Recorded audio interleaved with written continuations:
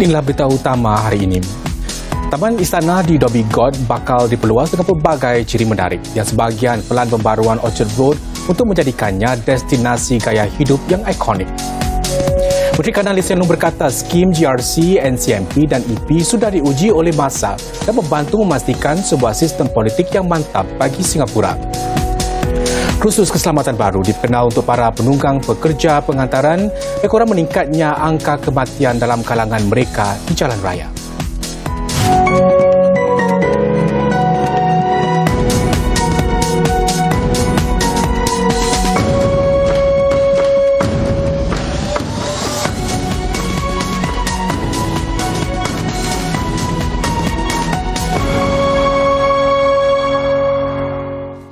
Salam sejahtera.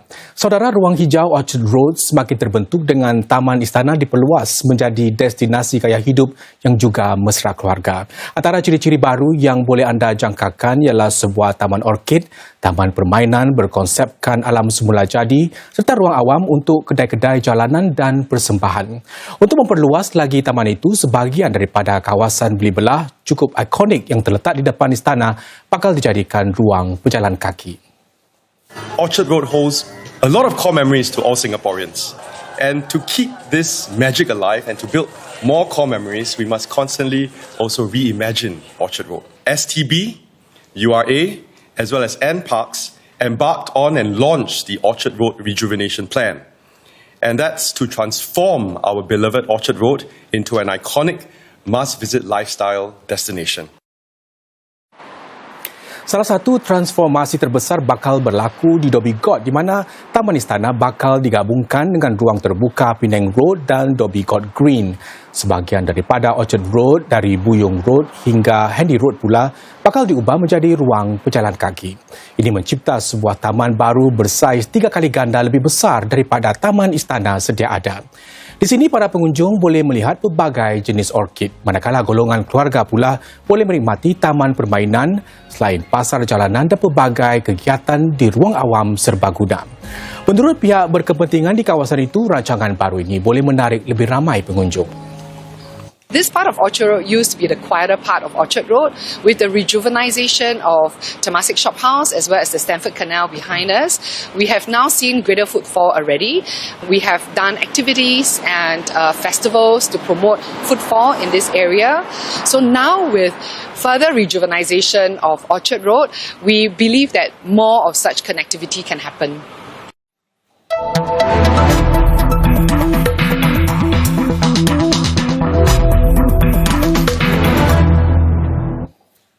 Saudara, pelan untuk memperluas dan memperbarui Taman Istana ini turut merangkumi sebahagian Orchard Road yang akan dijadikan kawasan pejalan kaki.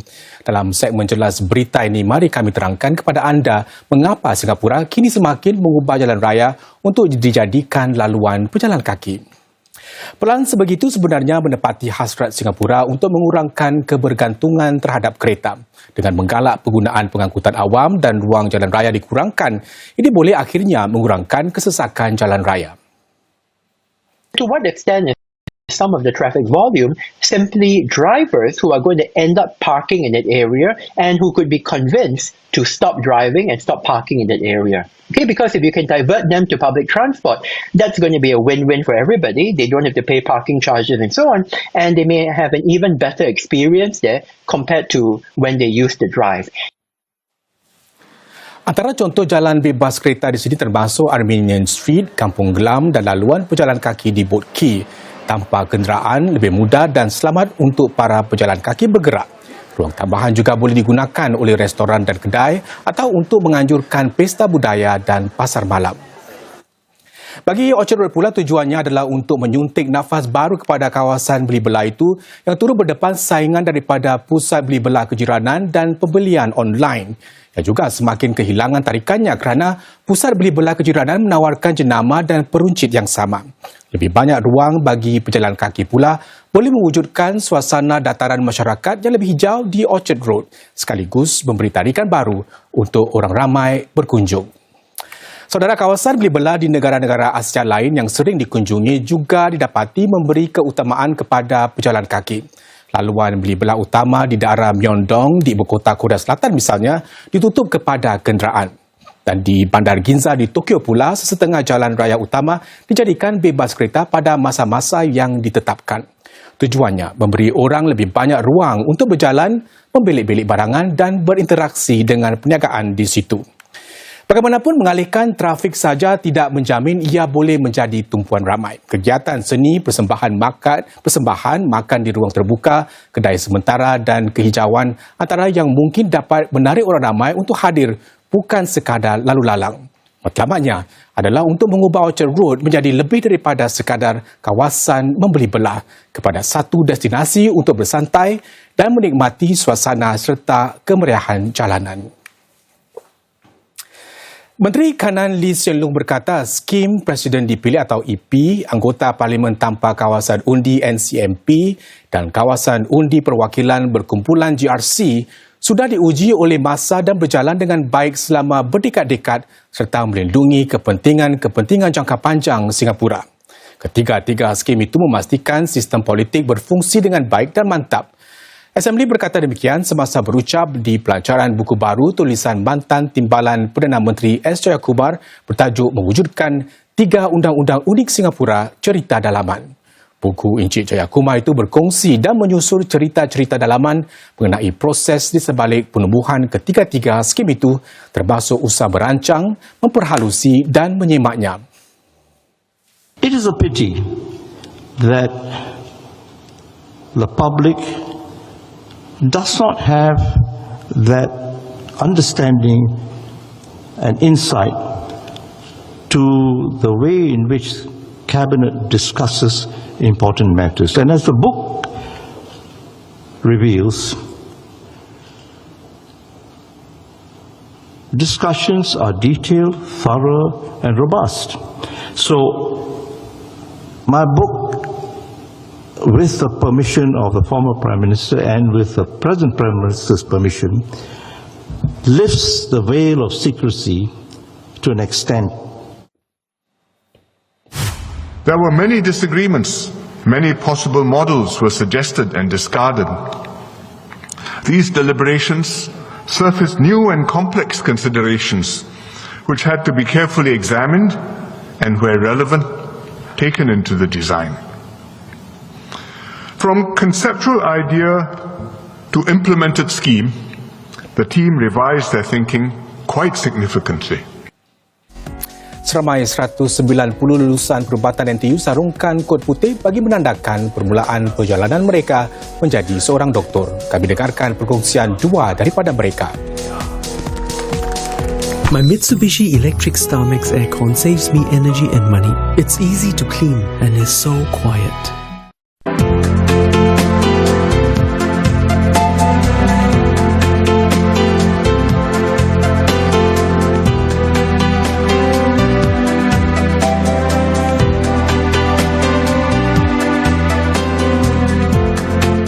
Beribu-ribu pelanggan bertuah Golden Chance tersenyum lebar meraihkan kemenangan wang tunai yang sudah menjangkau berjuta-juta dolar. Sekarang bukan satu tetapi ada 4 hadiah besar dalam cabutan bertuah Golden Chance.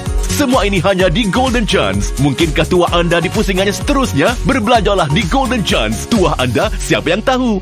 Dalam jejak jenayah kali ini, lepas takut. Penunggang basikal elektrik menyasarkan wanita di Kejuruteraan Singapura untuk dijadikan mangsa. Saksikan pegawai dari Division Bedok bekerjasama dengan mangsa untuk menghuraikan kes dan menangkap pesalah bersiri yang licik ini. Polis, berhenti. Dan ketahui bagaimana masyarakat dapat menyokong mangsa jenayah seksual dengan lebih baik. Dalam Jejak Jenayah, 9 malam ini di Suria dan Mi Watch. Dibawakan kepada anda oleh Majlis Pencegahan Jenayah Kebangsaan. Selamat datang ke Sakuntalas, destinasi pilihan anda untuk makanan Indian fusion. Makan bersama keluarga, hantar ke rumah atau dapatkan khidmat catering untuk majlis anda. Penghantaran seluruh Singapura. Hubungi kami sekarang.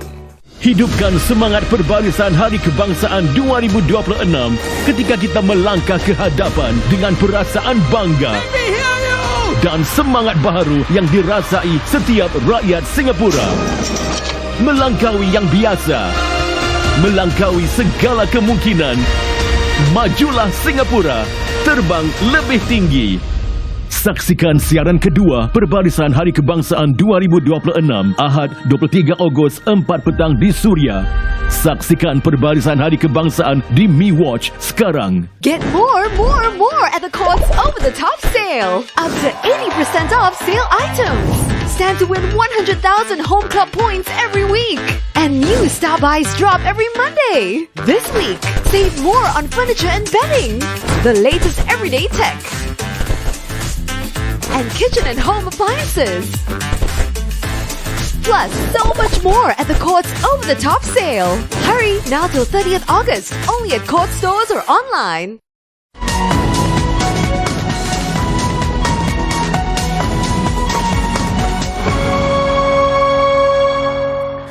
Bertemu kembali. Saudara, kini terdapat kursus keselamatan baru yang disesuaikan dengan keperluan para penunggang penghantaran yang menggunakan motosikal. Kursus itu melatih mereka kemahiran seperti mengimbangi beban berat di bahagian belakang motor semasa melalui ruang sempit selain bertindak dengan selamat terhadap keadaan sebenar. Yang diperkenalkan ekoran meningkatnya angka kematian dalam kalangan pekerja platform. 4 orang maut pada separuh pertama tahun ini berbanding 2 orang tahun 2025. Sebahagian insiden maut itu turut melibatkan pengguna jalan raya lain. Encik Eng Gan Po, seorang penunggang penghantaran dengan lebih 8 tahun pengalaman. Beliau baru kembali bertugas selepas kemalangan yang menyebabkannya tidak dapat meraih pendapatan selama lebih 2 bulan. Menurutnya, seorang penunggang penghantaran boleh membawa sehingga 40 kg muatan di belakang kenderaan, mengubah cara motosikal dikendalikan. It's good to have. It's teaching riders and upskilling them to better control of the food item or heavy item they have in the bag.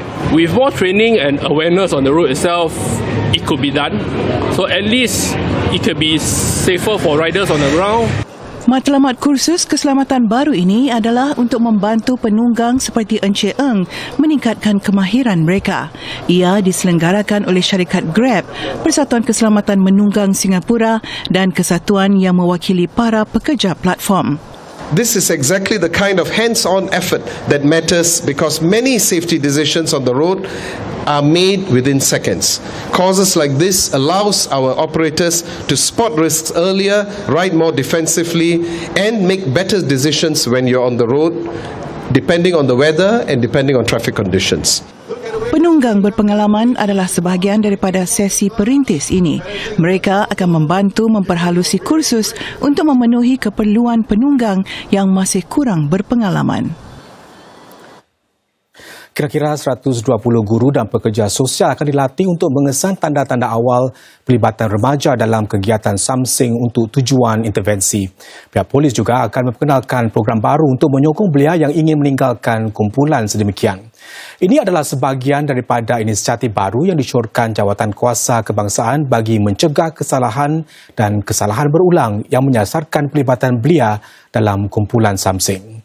Belia yang pernah terlibat dengan kumpulan Samsing juga akan dibimbing oleh mereka yang pernah melalui jalan serupa tetapi berjaya mengubah kehidupan mereka. Contohnya Nur Azlinda Zulkifli, 39 tahun, yang bergelut dengan ketagihan dada sejak berumur 12 tahun.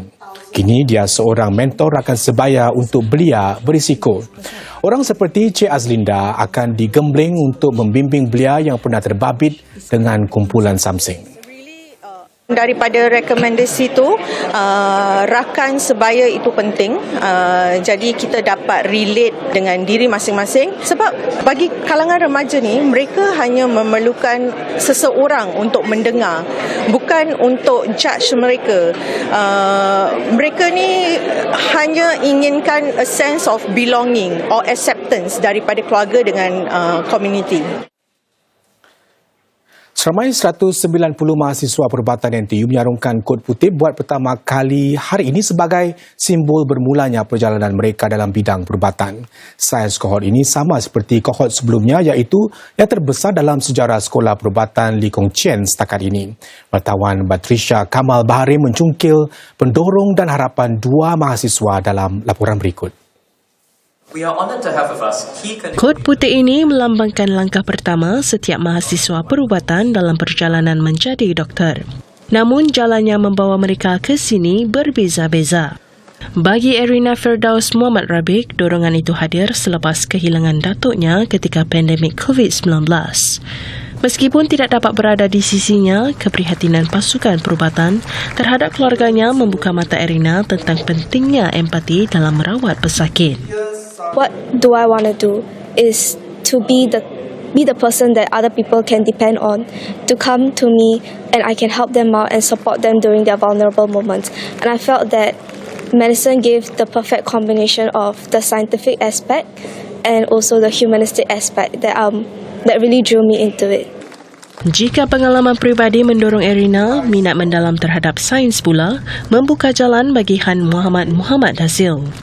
Beliau pernah membantu merangka eksperimen untuk mengkaji cara menangani bakteria kebal ubat dalam misi angkasa jangka panjang. Pengalaman itu membuatnya menyedari bahawa peranan seorang doktor boleh menjangkaui klinik menerusi kerjasama merentasi pelbagai bidang.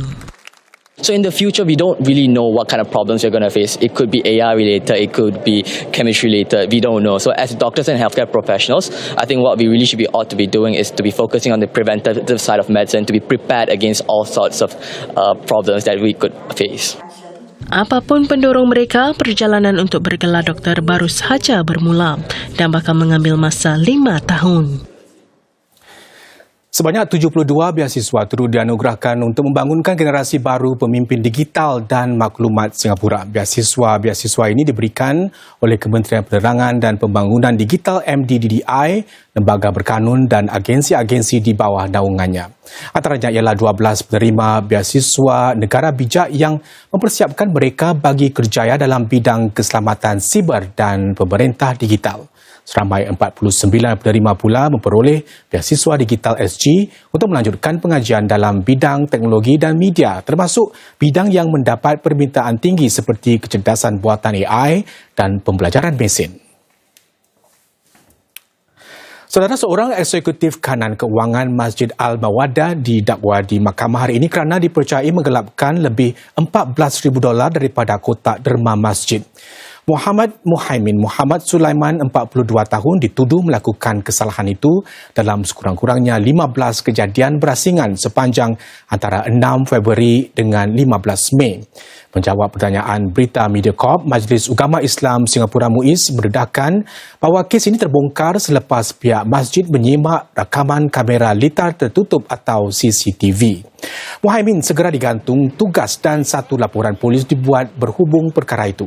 Pasukan Polis Singapura mengesahkan menerima laporan pada 16 Mei.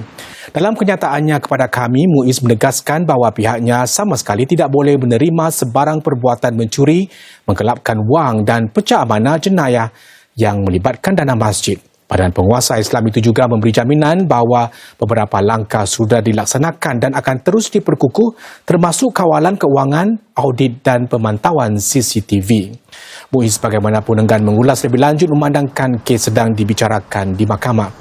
Muhaimin dibenarkan ikat jamin sebanyak $10,000 dan kesnya akan disebut semula pada 16 September. Jika sabit kesalahan, dia boleh didenda dan dipenjara sehingga 15 tahun. Satu lagi tragedi feri penumpang terbakar berlaku di Indonesia. Dalam kejadian terkini dini hari tadi, feri Malang ini sedang berlayar dari Pulau Bali menuju ke Lombok.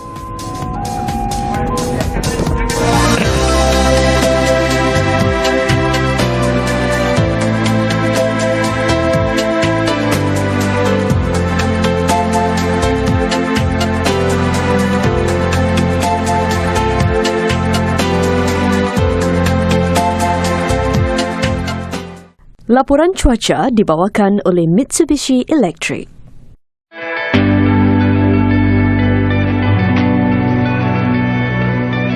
Ia bukan sekadar bantuan kewangan, tapi bantu keluarga tu mencari harapan.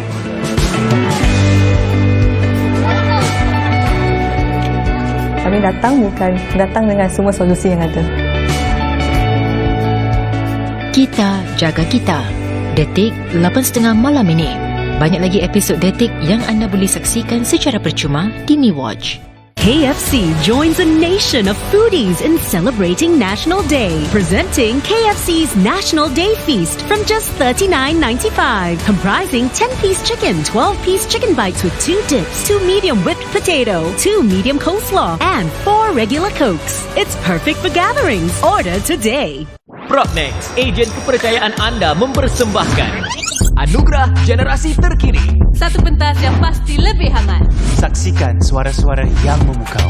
Mereka tampil dengan gaya dan identiti tersendiri. Setiap minggu, hanya yang terbaik akan terus bersinar. Setiap persembahan bakal menjadi detik yang mengubah segalanya. 14 suara. 1 impian. Hanya 1 yang akan bergerak. Jual. Anugerah Generasi Terkini. Mulai 25 Ogos, Selasa, 8.30 malam, secara langsung di Suria, MeWatch dan Mediacorp Entertainment on YouTube. Nantikannya. Dibawakan khas FSS Interior, Enhancing Homes, Building Bonds dan penaja bersama berikut. Hidup bertetangga bukan senang. Orang sebelah! Apa? Sekurang-kurangnya kita tahu 3 bahasa juga. Awak tu bahasa apa tahu? Kita tahu bahasa Arab lah. Mak kita dah tahu ke? Kan jangan pandai-pandai nak cerita dengan budak sebelah tu ya. Kalau betul, tak salah kan? Siapa cakap tak salah? Macam mana ni upah? Saksikan Perang Dingin, Jumaat 9.30 malam di Suria dan MeWatch. Cabutan bertuah Golden Chance kembali lagi. Sekali lagi, wang tunai hampir $100,000 untuk dimenangi. $22,000 untuk pemenang perdana. Tambahan $30,000 untuk 3 pemenang istimewa. Golden Chance, kedai emas yang diyakini.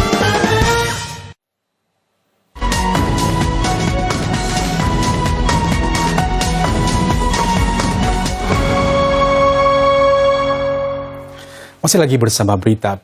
Sekurang-kurangnya seorang penumpang maut selepas sebuah feri terbakar di perairan berhampiran Pulau Lombok, Indonesia.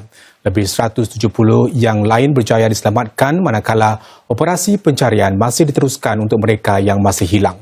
Beberapa kapal tentera laut, bot peronda dan kapal penyelamat dikerahkan selepas kebakaran itu bermula sekitar jam 4.20 pagi waktu tempatan.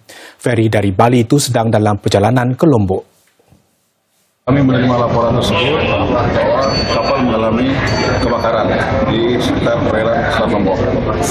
Dengan laporan tersebut kami melaksanakan aksi, yaitu pada 6.30 kami menggerakkan 1 buah kapal milik Basarnas 220 menuju ke LKP. Selanjutnya kami juga berkoordinasi dengan instansi terkait, dalam hal ini pada TNI Angkatan Laut, Sektor Polair untuk sama-sama bergerak menuju ke lokasi kejadian kapal. Pasukan penyelamat berkongsi keadaan laut yang bergelora merumitkan misi tersebut dengan ombak dilaporkan setinggi 4 meter. Puncak kebakaran masih belum diketahui. Namun tragedi melibatkan kapal bukan sesuatu yang asing bagi Indonesia. Nas terbaru ini merupakan yang kedua membabitkan kebakaran feri sejak awal Ogos.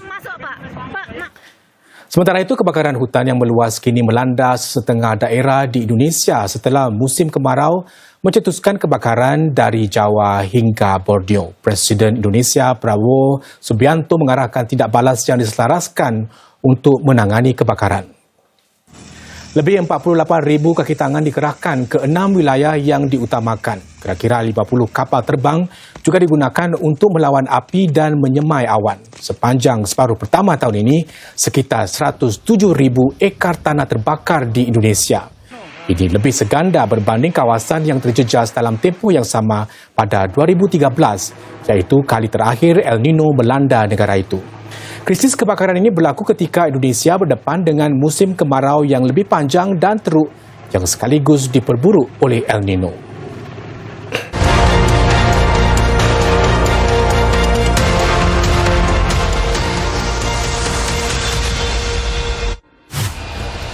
Presiden Donald Trump mengesahkan bahawa beliau menyelinap keluar dari pesawat Air Force One di Ankara bulan lalu menggunakan truk catering untuk bertukar ke pesawat lain.